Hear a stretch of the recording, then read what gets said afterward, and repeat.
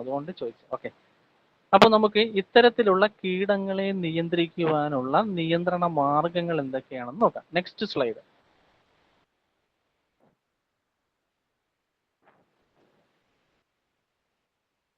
അതിൽ ചില കീടനിയന്ത്രണ മാർഗങ്ങളെ നമുക്ക് നോക്കാം. എല്ലാം ഒന്നും പറഞ്ഞു തരാനുള്ള സമയമില്ല, എങ്കിലും ചില കുറച്ച് കാര്യങ്ങൾ പറഞ്ഞുതരാം.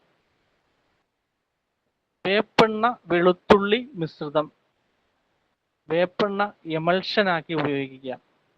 അതോടൊപ്പം തന്നെ വെളിയിൽ വാങ്ങാൻ കിട്ടുന്ന ചില ജീവാണുക്കൾ ഉണ്ടെന്ന് ഞാൻ പറഞ്ഞു.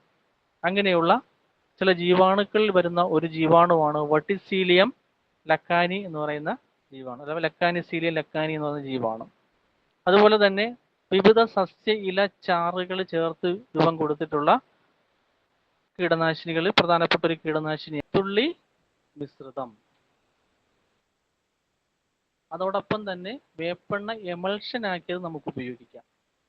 പിന്നെ ഞാൻ പറഞ്ഞു വെർട്ടിസീലിയം ലക്കാനി അഥവാ ലക്കാനിസീലിയം ലക്കാനി, പിന്നെ പുറമേ നിന്ന് വാങ്ങാൻ കിട്ടുന്ന ഒരു മരുന്നുണ്ട് ക്രോപ്പ് പ്രൊട്ടക്റ്റ് എന്ന് പറയുന്നത്. അതോടൊപ്പം തന്നെ ബയോനീം എന്നൊക്കെ പറയുന്ന മരുന്നുകളൊക്കെ വെളിയിൽ നിന്ന് വാങ്ങാൻ കിട്ടും. അപ്പോൾ നമുക്ക് അതിലേക്ക് വരാം. കൂടുതൽ കീടനാശിനികളെ, ജൈവ കീടനാശിനികളൊക്കെ നമുക്ക് മനസ്സിലാക്കാനുണ്ട്. എന്നാലും നമുക്കൊരു കുറഞ്ഞ അളവിൽ നമുക്ക് ഇപ്പം മനസ്സിലാക്കാം. പിന്നീടുള്ള ക്ലാസ്സുകളിൽ നമുക്ക് മറ്റു കാര്യങ്ങളിലേക്ക് കൂടുതലായിട്ട് മനസ്സിലാക്കാം. അപ്പോൾ നോക്കിയേ, നിയന്ത്രണ മാർഗങ്ങളിൽ വരുന്ന ഒന്നാമത്തെ ഘടകം വേപ്പെണ്ണ വെളുത്തുള്ളി മിശ്രിതമാണ്. എങ്ങനെയാണ് ഈ വേപ്പെണ്ണ വെളുത്തുള്ളി മിശ്രിതം ഉണ്ടാക്കുന്നത്? ആരെങ്കിലും ചെയ്തിട്ടുണ്ടോ അതിനകത്ത്? നമ്മൾ ഈ വേപ്പെണ്ണ വെളുത്തുള്ളി മിശ്രിതം കൂടുതലായിട്ട് നമ്മുടെ ക്ലാസ് കേൾക്കുന്ന കർഷക സുഹൃത്തുക്കൾ ആരെങ്കിലും വേപ്പെണ്ണ വെളുത്തുള്ളി മിശ്രിതം ചെയ്തിട്ടുണ്ടോ കൂടുതലായിട്ട്? ചെയ്തിട്ടില്ല. കുറച്ച് അറിവ് വെച്ച് കുറച്ച് വെളുത്തുള്ളി നേരെടുത്ത് ചേർത്ത് അങ്ങനെ ചെയ്തിട്ടില്ല. കൃത്യമായിട്ട് അതിന്റെ ഒരു ഇതിൽ വന്നിട്ടില്ല. ഓക്കെ.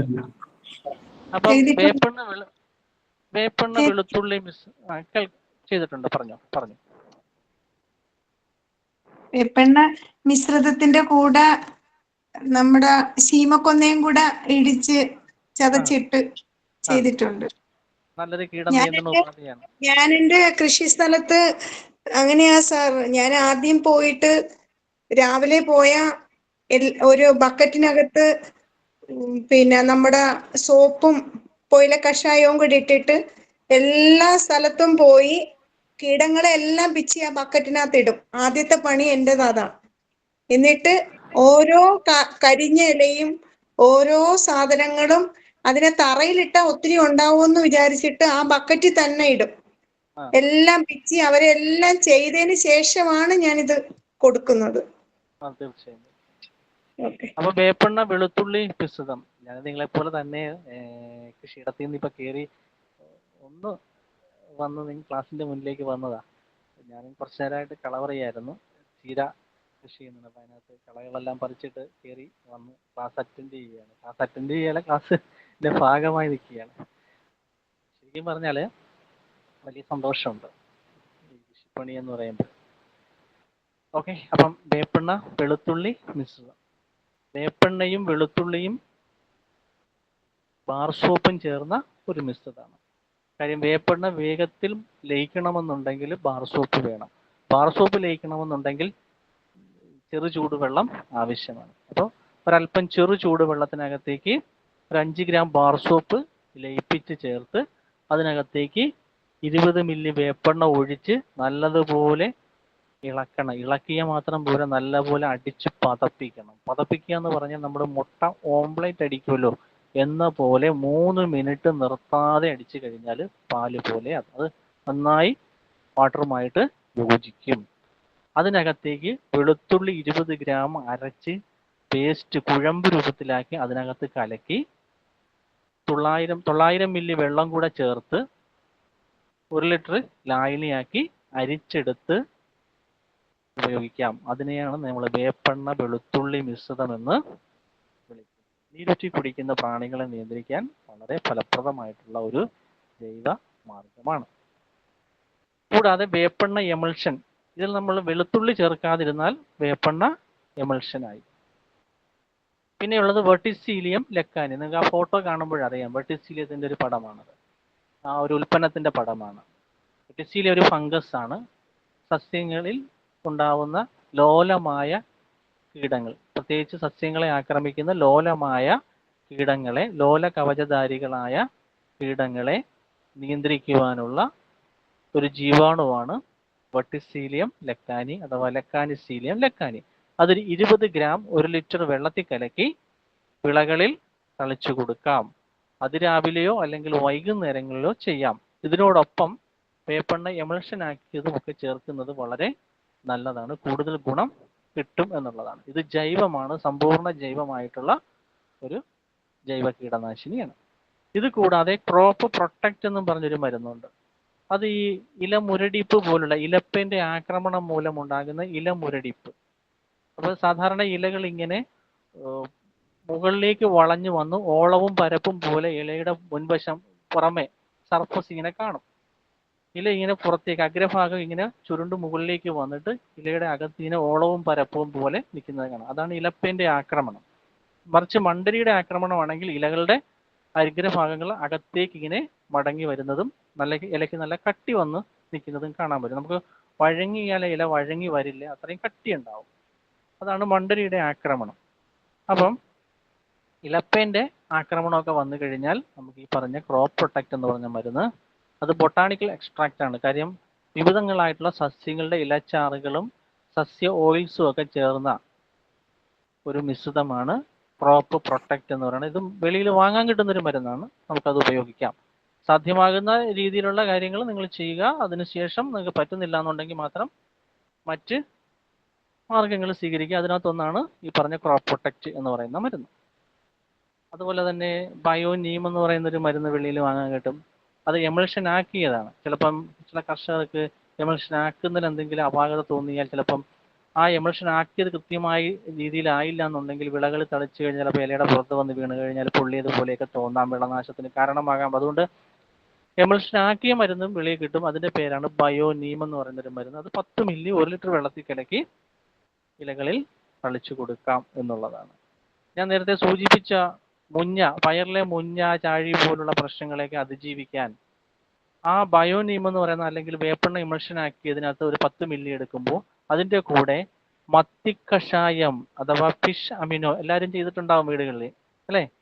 മത്തിക്കഷായം അതിൽ നിന്നൊരു 5 മില്ലി എടുക്കുക.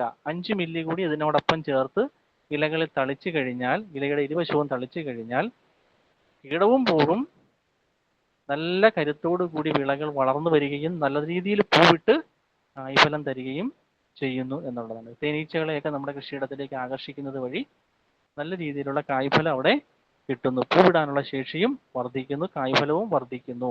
ഇപ്പൊ മിത്ര ജീവജാലങ്ങളുടെ ഒരു സമ്മേളനം അല്ലെങ്കിൽ മിത്ര ജീവജാലങ്ങളുടെ ഒരു സാന്നിധ്യം നമ്മുടെ കൃഷിയിടങ്ങളിൽ ഊട്ടി ഉറപ്പിക്കാനൊക്കെ ഇതുപോലുള്ള ജൈവ മാർഗങ്ങൾ സ്വീകരിക്കുന്നത് വഴി സാധിക്കും എന്നുള്ളതാണ്. ഇനി ഇത് കൂടാതെ വേറെയും ചില രീതികളുണ്ട്. Next slide.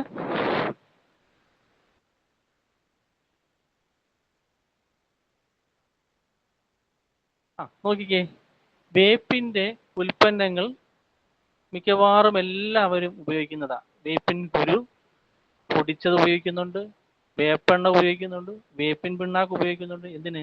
അരിവേപ്പിന്റെ ഇല പോലും നമ്മൾ നമ്മുടെ കൃഷിക്ക് ആവശ്യമായിട്ടുള്ള ഒന്നാണ്. വേപ്പില കഷായം, അതുപോലെ തന്നെ വേപ്പിൻ കുരു സത്ത്. വേപ്പില കഷായം നമുക്കറിയാം.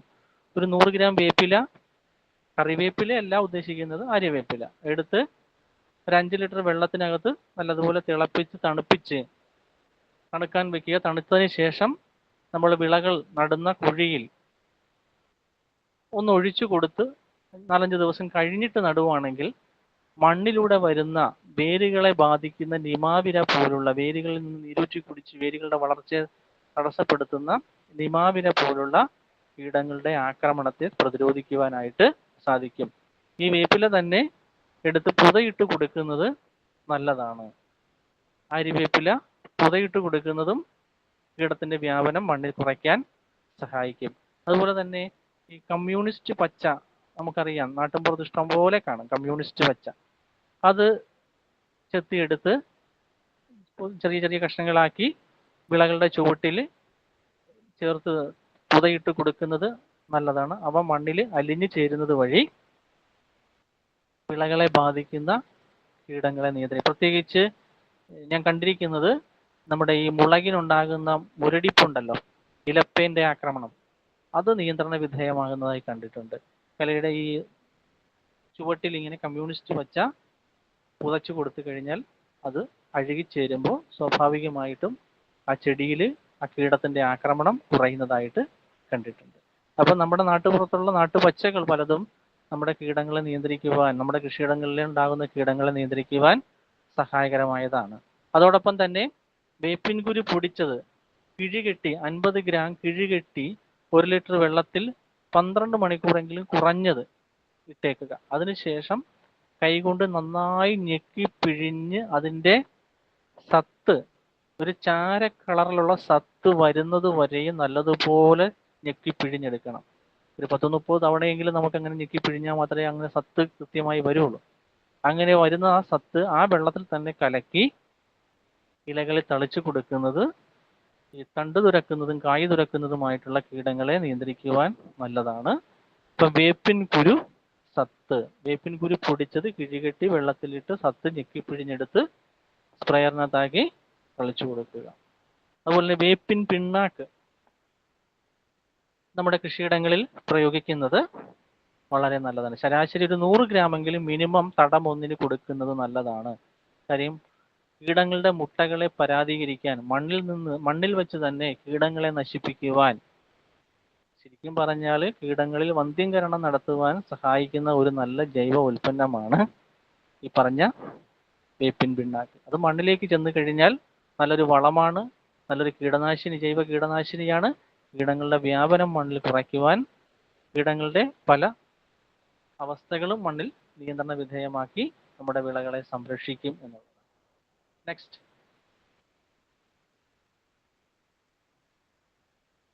ഇനി നമുക്കുള്ളത് നാറ്റപ്പൂച്ചെടി കിരിയാത്ത് മിശ്രിതം. നാറ്റപ്പൂച്ചെടിയും കിരിയാത്തും ഒക്കെ നമുക്ക് അറിയാം അല്ലേ, കാട്ടുതുളസി എന്നൊക്കെ അറിയപ്പെടുന്നുണ്ട്. നാറ്റപ്പൂച്ചെടി ഇത് നീരൂറ്റി കുടിക്കുന്ന പ്രാണികളെ നിയന്ത്രിക്കാൻ നല്ലതാണ്. നാറ്റപ്പൂച്ചെടി സോപ്പ് മിശ്രിതമാണ് ഒന്നാമത്തേത്. നീരൂറ്റി കുടിക്കുന്ന പ്രാണികളെ നിയന്ത്രിക്കാം. അപ്പൊ നാറ്റപ്പൂച്ചെടിയുടെ സത്ത് 100 മില്ലി ആണ്. അതവിടെ 1 ലിറ്റർ ആണ് കാണിച്ചിരിക്കുന്നത്. അതിന്റെ ഏറ്റവും കുറഞ്ഞ രൂപമാണ് ഞാൻ പറയുന്നത്. 100 മില്ലി സത്തെടുക്കുക.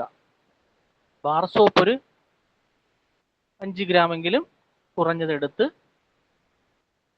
ഒരല്പം വെള്ളത്തിനകത്ത്, ചെറു ചൂട് വെള്ളത്തിനകത്ത് ലയിപ്പിക്കണം. ബാർ സോപ്പ് ഒരു ചെറു ചൂട് വെള്ളത്തിനകത്ത് ഒരു 5 ഗ്രാമെങ്കിലും മിനിമം എടുത്ത് ലയിപ്പിച്ച് അതിനകത്തേക്ക് 100 മില്ലി നാറ്റപ്പൂച്ചെടിയുടെ സത്ത്, ഇലയും തണ്ടുമെല്ലാം ഇടിച്ചു പിഴിഞ്ഞെടുത്ത സത്ത് ഒരു 100 മില്ലി കൂടി ചേർക്കുക. അതിനകത്തേക്ക് 1 ലിറ്റർ വെള്ളം കൂടെ ചേർത്ത് കലക്കി നമുക്ക് എന്ത് ചെയ്യാം, സ്പ്രേ ചെയ്യാം. അരിച്ചെടുത്ത് സ്പ്രേ ചെയ്യുക. അപ്പൊ നാറ്റപ്പൂച്ചെടി ബാർ സോപ്പ് ലായനി. അപ്പം നാറ്റപ്പൂച്ചെടി 100 മില്ലി സോപ്പ് 5 ഗ്രാം ഒരു 100 മില്ലി വെള്ളത്തിനകത്ത് കലക്കി ചെറു ചൂട് വെള്ളത്തിനകത്ത് ലയിപ്പിച്ച് അതിനകത്തേക്ക് നാറ്റപ്പൂച്ചെടിയുടെ സത്ത് 100 മില്ലി ഒഴിച്ച് ബാക്കി 900 മില്ലി വെള്ളം കൂടെ ഒഴിച്ച് കലക്കി നേർപ്പിച്ചെടുത്ത് അരിച്ചെടുത്ത് തളിച്ചാൽ നാറ്റപ്പൂച്ചെടി എമൽഷനായി, ബാർ സോപ്പ് എമൽഷനായി. അത് നീരൂറ്റി കുടിക്കുന്ന പ്രാണികളെ നിയന്ത്രിക്കാൻ നല്ലതാണ്. ഇത് നമ്മുടെ ചുറ്റുപാട് ഇഷ്ടം പോലെ ഉണ്ട്. അതുപോലെ തന്നെ കിരിയാത്ത്, നമുക്കറിയാം കിരിയാത്ത് ഇത് സാധാരണ പനിയൊക്കെ വരുമ്പോൾ ആയുർവേദത്തിൽ സാധാരണ ചെയ്യുന്നതാണ്, ഈ ആവി പിടിക്കാൻ വേണ്ടിയിട്ട് ഉപയോഗിക്കും. കയ്പിന്റെ രാജാവെന്നാണ് കിരിയാത്ത് അറിയപ്പെടുന്നത് തന്നെ. അപ്പൊ ഈ കിരിയാത്തും ഇതുപോലെ തന്നെ ബാർ സോപ്പ് ലായനിയിൽ ലയിപ്പിച്ചെടുത്ത് തളിക്കുന്നത് നീരൂറ്റി കുടിക്കുന്ന പ്രാണികളെ നിയന്ത്രിക്കാൻ നല്ലതാണ്. ഇതിനകത്തൊന്നും വിഷാംശമില്ല.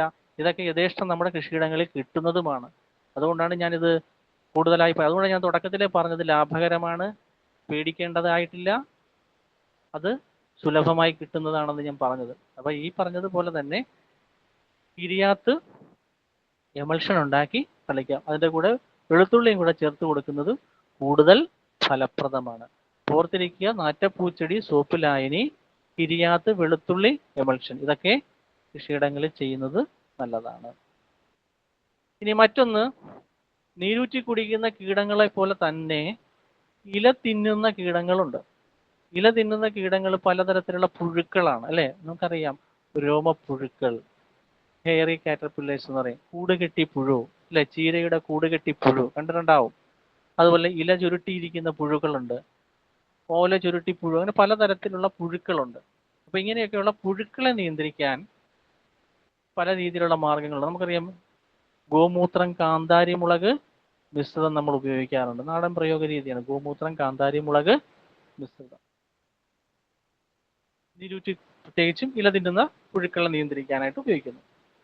നമ്മളിവിടെ സ്ലൈഡിൽ കൊടുത്തിരിക്കുന്നത് നിങ്ങളൊന്ന് ശ്രദ്ധിക്കുക, പപ്പായ ഇലസത്ത്, പപ്പായ ഇലസത്ത്, ഗോമൂത്രം, കാന്താരി മുളക് മിശ്രിതം, അതോടൊപ്പം തന്നെ ബാസില്ലസ് തുറിഞ്ചിയൻസിസ് അഥവാ BTK, ബാസില്ലസ് തുറിഞ്ചിയൻസിസ് സീറോവാർ ക്രിസ്റ്റാക്കി, അതാണ് അതിന്റെ ഫുൾ നെയിം, അല്ലെങ്കിൽ BTK എന്നും അറിയപ്പെടുന്നു.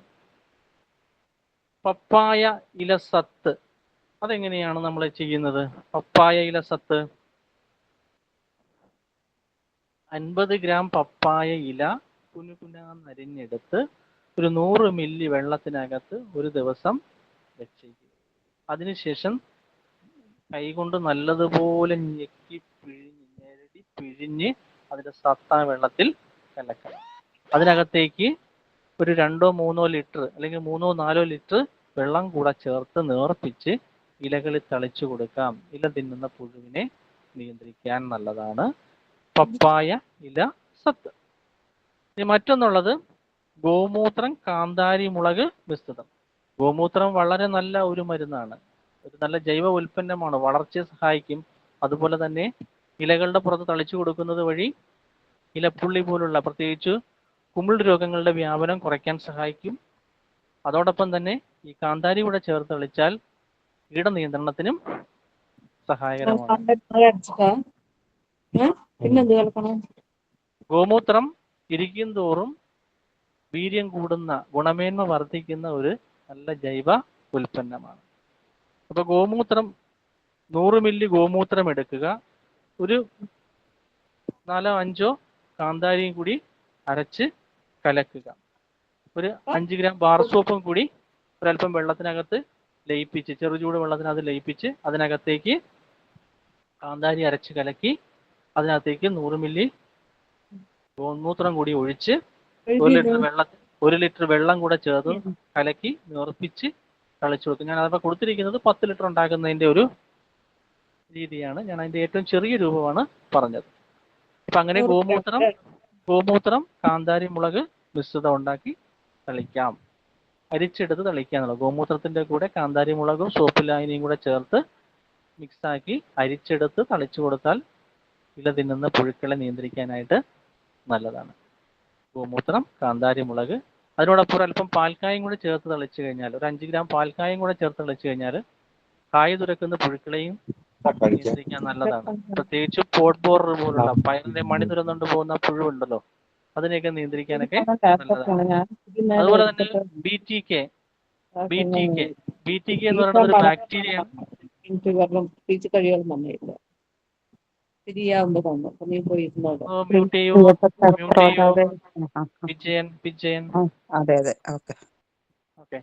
അപ്പൊ ഓർക്കുക, BTK എന്ന് പറയുന്ന മരുന്ന് അതൊരു ബാക്ടീരിയയാണ്. BTK, ബാസില്ലസ് തുറിഞ്ചിയൻസിസ് സീറോവാർ ക്രിസ്റ്റാക്കി അഥവാ BTK. ഈ BTK 20 ഗ്രാം 1 ലിറ്റർ വെള്ളത്തിൽ കലക്കി വൈകുന്നേരങ്ങളിൽ ഇലയുടെ ഇരുവശവും തളിച്ചു കൊടുക്കുന്നത് നല്ലതാണ്. ഇല ചുരുട്ടി, ഇല തിന്നി അങ്ങനെയുള്ള പലതരത്തിലുള്ള പുഴുക്കളെയും നിയന്ത്രിക്കാൻ ഏറ്റവും നല്ല ജൈവ കീടനാശിനിയാണ് BTK. ഇത് ബാക്ടീരിയയാണ്. ഇത് കൂടാതെ നമുക്ക് വേറൊരു മരുന്നുണ്ട്, വെളുത്തുള്ളി, പച്ചമുളക്, മഞ്ഞൾ സത്ത്. Next slide. ഇതും ഇല തിന്നുന്നതും നീരൂറ്റി കുടിക്കുന്നതുമായിട്ടുള്ള പുഴുക്കളെ നിയന്ത്രിക്കാനുള്ള മരുന്നാണ്. ഇഞ്ചി സത്ത്, ഇഞ്ചി 50 ഗ്രാം 2 ലിറ്റർ വെള്ളത്തിനകത്ത് അരച്ച് കലക്കി അരിച്ചെടുത്ത് തളിക്കുന്നത് നല്ലതാണ്. അതുപോലെ തന്നെ വെളുത്തുള്ളിയും ഇഞ്ചിയും പച്ചമുളകും എല്ലാം കൂടെ ചേർന്ന ഒരു മിശ്രിതം വെള്ളത്തിൽ ചേർത്ത് അരച്ച് കലക്കി അരിച്ചെടുത്ത് തളിക്കുന്നതും നീരൂറ്റി കുടിക്കുന്ന പ്രാണികളെ നിയന്ത്രിക്കാൻ നല്ലതാണ്. വെളുത്തുള്ളി ഒരു 50 ഗ്രാം, ഇഞ്ചി ഒരു 50 ഗ്രാം, പച്ചമുളക് 25 ഗ്രാം എല്ലാം കൂടി ഒരു 3 ലിറ്റർ വെള്ളത്തിനകത്ത് അരച്ച് കലക്കി അരിച്ചെടുത്ത് തളിക്കുന്നത് നീരൂറ്റി കുടിക്കുന്നതും ഇല തിന്നുന്നതുമായ പുഴുക്കളെ നിയന്ത്രിക്കാൻ നല്ലതാണ്. അതുപോലെ തന്നെ മഞ്ഞൾ സത്ത്, മഞ്ഞൾ 20 ഗ്രാം, ഗോമൂത്രം 200 മില്ലി വെള്ളവുമായി യോജിപ്പിച്ച് 2 ലിറ്റർ വെള്ളത്തിനകത്ത് യോജിപ്പിച്ച് തളിക്കാം. അപ്പോൾ ഗോമൂത്രം 200 മില്ലി എടുക്കുക. 200 മില്ലി ഗോമൂത്രത്തിനകത്തേക്ക് 20 ഗ്രാം മഞ്ഞൾ അരച്ച് കലക്കി അതിനകത്തേക്ക് 2 ലിറ്റർ വെള്ളം കൂടെ ചേർത്ത് അരിച്ചെടുത്ത് തളിച്ചു കൊടുക്കുന്നതും നീരൂറ്റി കുടിക്കുന്ന പ്രാണികളെ നിയന്ത്രിക്കാൻ നല്ലതാണ്. അതുപോലെ തന്നെ 3G എക്സ്ട്രാക്ട് എന്ന് പറയും. 3G എക്സ്ട്രാക്ട് 3G എന്ന് പറയുമ്പോൾ ഒന്ന് ജിഞ്ചർ വരുന്നുണ്ട്, പിന്നെ ഗാർലിക് വരുന്നുണ്ട്, ഒന്ന് ഇഞ്ചി, ഒന്ന് വെളുത്തുള്ളി, പിന്നെ ഉള്ളത് ഗ്രീൻ ചില്ലി അഥവാ പച്ചമുളക്. ഇങ്ങനെ 3 തരത്തിലുള്ള ജികൾ ചേർന്ന് ഗ്രീൻ ചില്ലി, ജിഞ്ചർ, ഗാർലിക് അഥവാ വെളുത്തുള്ളി, ഇഞ്ചി, പച്ചമുളക് ഇവ 3ഉം വ്യത്യസ്ത അളവിലെടുത്ത് യോജിപ്പിച്ച് തളിക്കുന്നതാണിത്. അതാണ് 3G എക്സ്ട്രാക്ട് എന്ന് പറയും. അപ്പൊ നോക്കുക, വെളുത്തുള്ളി 100 ഗ്രാം, ഇഞ്ചി 100 ഗ്രാം, പച്ചമുളക് 100 ഗ്രാം. അപ്പൊ ഇവ 3ഉം ഒരേ അളവിൽ തന്നെ നമ്മൾ ഇവിടെ എടുക്കുകയാണ്. ഒരേ അളവിൽ തന്നെ എടുത്ത്, വ്യത്യസ്ത അളവെന്നാണ് ഞാൻ പറഞ്ഞത്, അത് ഒരേ അളവാണ്. ഇവ 3ഉം ഒരേ അളവിലെടുത്ത് അരച്ച് പേസ്റ്റാക്കി വെള്ളത്തിൽ കലക്കി വെക്കുകയാണ് ചെയ്യുന്നത്. അതിൻ്റെ കൂടെ ഗോമൂത്രം കൂടി ചേർക്കണം. ഗോമൂത്രം 200 മില്ലി, ഇതിൻ്റെ ഇരട്ടി ഡോസ് ഗോമൂത്രം കൂടെ ചേർത്ത്, ഗോമൂത്രം 200 മില്ലി കൂടെ ചേർത്ത് വെക്കുകയാണ് ചെയ്യുന്നത്. ഈ വെള്ളം ചേർക്കുന്നത് നമുക്ക് ഏറ്റവും ഒടുവിൽ ചേർത്താൽ മതി. നമുക്ക് ഈ ഇഞ്ചിയും പച്ചമുളകും അതുപോലെ തന്നെ വെളുത്തുള്ളിയും തുല്യ അളവിലെടുത്ത് 100 ഗ്രാം വീതം എടുക്കുക. അതിനോടൊപ്പം തന്നെ ഗോമൂത്രം 200 മില്ലി. അപ്പോൾ ഇത് 3ഉം അരച്ച് 200 മില്ലി ഗോമൂത്രത്തിനകത്ത് കലക്കണം. കലക്കി ഒരു 2 ആഴ്ചക്കാലം വെക്കണം. എല്ലാ ദിവസവും ഒന്ന് ഇളക്കി കൊടുത്തേക്കുക. 2 ആഴ്ചക്കാലം വെച്ചതിന് ശേഷം അതിൽ നിന്നും ഒരു 5 മില്ലി എടുക്കണം. 5 മില്ലി എടുത്ത് വെള്ളത്തിൽ കലക്കി നമുക്ക് സ്പ്രേ ചെയ്യാം. 5 മില്ലി 1 ലിറ്റർ വെള്ളം, 5 മില്ലി 1 ലിറ്റർ വെള്ളത്തിൽ കലക്കി സ്പ്രേ ചെയ്യുന്നത് നീരൂറ്റി കുടിക്കുന്ന ഒട്ടുമുക്കാൽ പ്രാണികളെയും കീടങ്ങളെയും നിയന്ത്രിക്കാൻ പര്യാപ്തമാണ്. ഓർത്തിരിക്കുക, ഗോമൂത്രം 200 മില്ലി, അതിനകത്തേക്ക് പച്ചമുളക് 100 ഗ്രാം, ഇഞ്ചി 100 ഗ്രാം, വെളുത്തുള്ളി 100 ഗ്രാം ഇവ അരച്ച് കലക്കി 2 ആഴ്ചക്കാലം വയ്ക്കുക. എല്ലാ ദിവസവും ഇന്ന് ഇളക്കി കൊടുക്കുക. അതിൽ നിന്നൊരു 5 മില്ലി എടുത്ത് 1 ലിറ്റർ വെള്ളത്തിൽ കലക്കി അരിച്ചെടുത്ത് സ്പ്രേ ചെയ്യുന്നത് നീരൂറ്റി കുടിക്കുന്ന പല പ്രാണികളെയും നിയന്ത്രിക്കാൻ, കീടങ്ങളെയും നിയന്ത്രിക്കാൻ പര്യാപ്തമാണ്. അതാണ് 3G എക്സ്ട്രാക്ട്. ഇനി ഇത് കൂടാതെ വേറെ 1-2 കീടനാശിനികൾ ഉണ്ട്. അത് നോക്കാം. തണ്ട് തുരക്കുന്ന കീടങ്ങളെ നിയന്ത്രിക്കാനുള്ള മാർഗങ്ങൾ.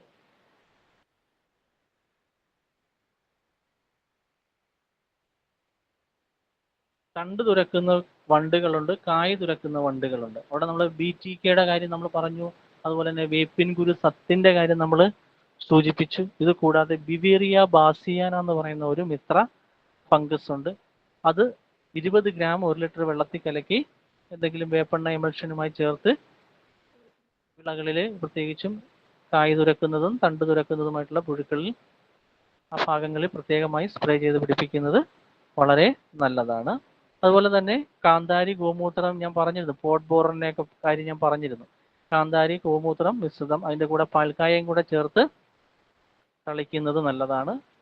ഗോമൂത്രവും കാന്താരിയും ചേർന്ന മിശ്രിതത്തിനകത്തേക്ക് പാൽക്കായം കൂടെ ചേർത്ത് അതിനകത്ത് വെള്ളം കൂടെ ചേർത്ത് തളിക്കുക. പാൽക്കായ 5 ഗ്രാം, കാന്താരി 1 ഗ്രാം, ഗോമൂത്രം 100 മില്ലി, വെള്ളം 1 ലിറ്റർ. ഇതാണ് അതിൻ്റെ ഒരു മിക്സ്.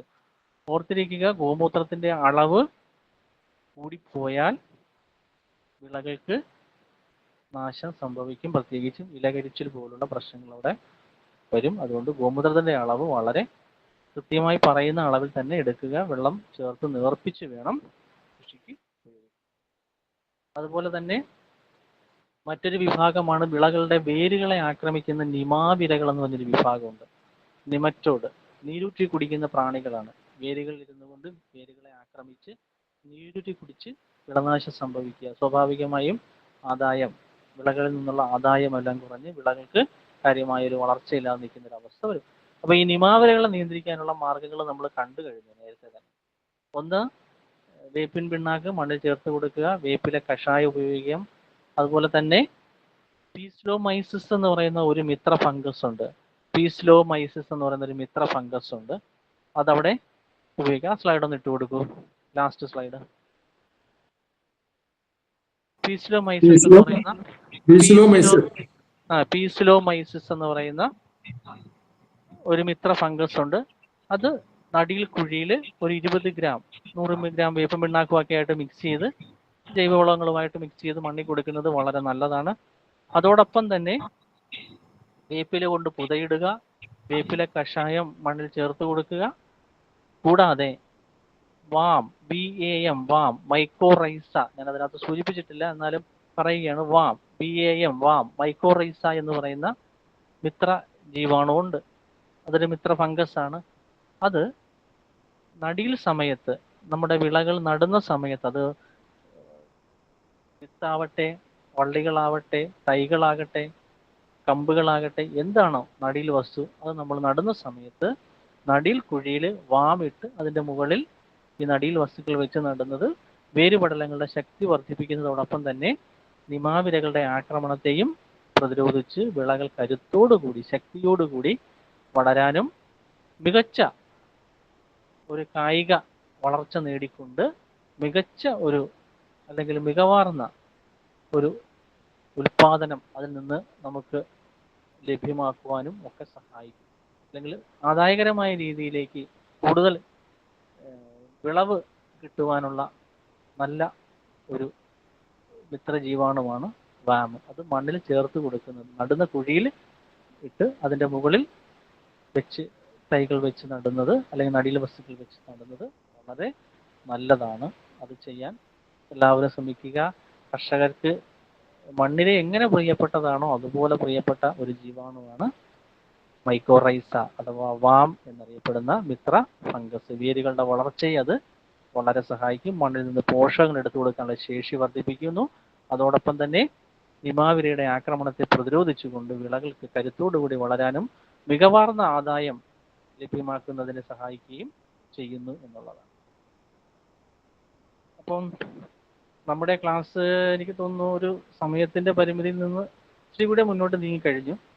അപ്പം ഞാൻ എൻ്റെ ഇന്നത്തെ ഈ ചെറിയ ക്ലാസ് ഇവിടെ നിർത്തുകയാണ്.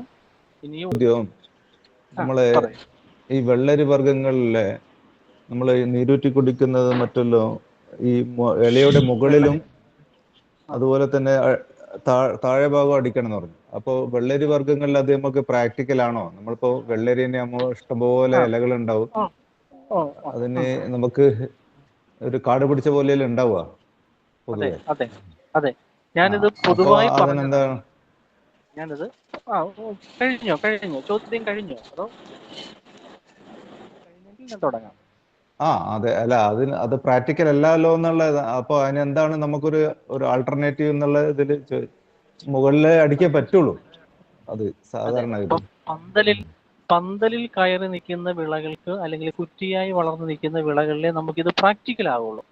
അതെ, മണ്ണിൽ പടർന്നു നിൽക്കുന്ന ഇനങ്ങളിൽ നമുക്കത് ഇലയുടെ സർഫസിൽ മാത്രം, മുകൾ ഭാഗത്ത് മാത്രമേ നിയന്ത്രണ ഉപാധിയായിട്ട് നമുക്ക് ചെയ്ത് കൊടുക്കാനായിട്ട് പറ്റുള്ളൂ.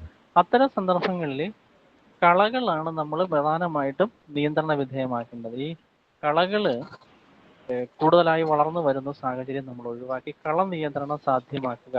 പിന്നെ ഇവയുടെ ഇടയിലൂടെ നമ്മൾ കയറി ഇറങ്ങി നടക്കുകയും ഇലകളൊക്കെ ഒന്ന് ജസ്റ്റ് ഒന്ന് ഇളക്കുകയൊക്കെ ചെയ്യുമ്പോൾ തന്നെ കീടങ്ങൾ അതിൻ്റെ താഴെ ഉണ്ടെങ്കിൽ പൊയ്ക്കൊള്ളും. പിന്നെ മറ്റൊന്നുള്ളത്, കീടങ്ങൾ നിയന്ത്രിക്കാൻ വേണ്ടിയിട്ടുള്ള ഈ പറഞ്ഞ മാർഗങ്ങൾ, വേപ്പിൻ പിണ്ണാക്ക് പോലുള്ള മാർഗങ്ങൾ സ്വീകരിക്കുന്നതോടൊപ്പം തന്നെ ഈ വള്ളികൾ ഇങ്ങനെ പടർന്ന് കയറി പോകുമ്പോൾ നമ്മൾ അതിനിടയിൽ യാന്ത്രിക കീട നിയന്ത്രണം എന്ന് പറയും.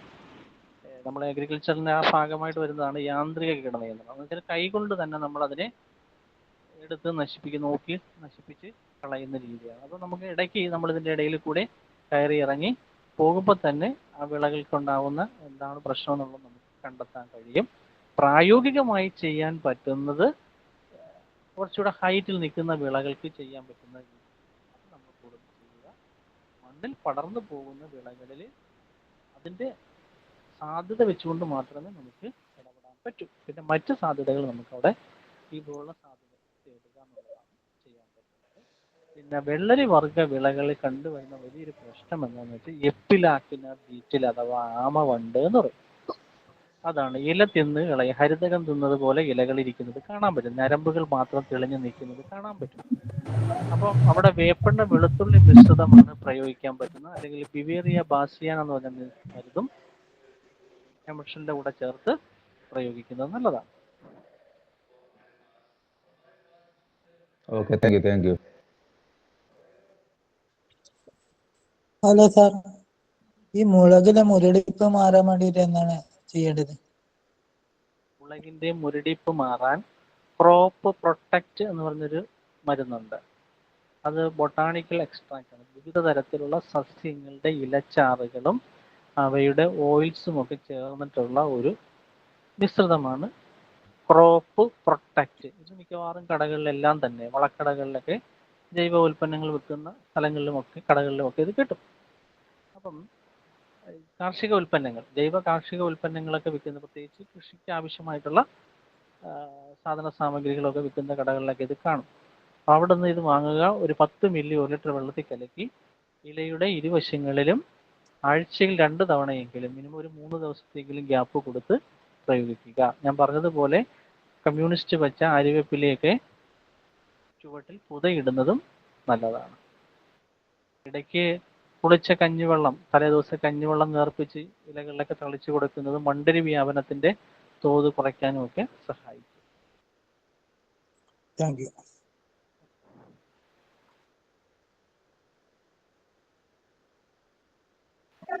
ഹലോ സാറേ. പറയൂ.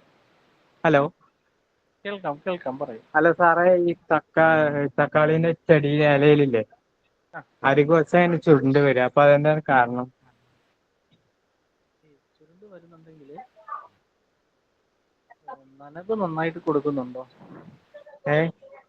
നനവ് നന്നായി കൊടുക്കുന്നുണ്ടോ വിളകളില്? നന്നായി കൊടുക്കുന്നുണ്ട്. ചുവട് നനവ് കൊടുക്കുന്നുണ്ട്. ആ, അത് ഇലയിലും കൂടി നന്നായിട്ടൊന്ന് സ്പ്രേ ചെയ്ത് കൊടുക്കുക. എന്താണ്?